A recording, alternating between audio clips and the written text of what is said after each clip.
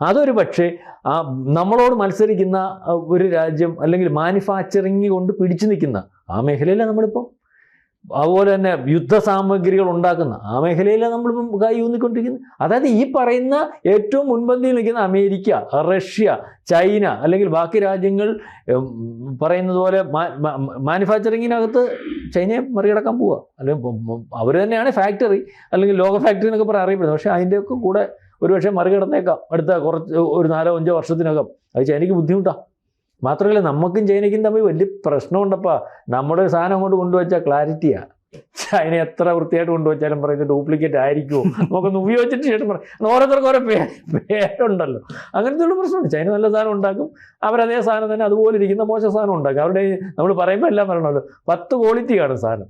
കൂടുതൽ വാർത്തകളും വിശേഷങ്ങളും നിങ്ങളിലേക്ക് എത്താൻ ABC മലയാളം സബ്സ്ക്രൈബ് ചെയ്യുക, ബെൽ ബട്ടണും അമർത്തുക.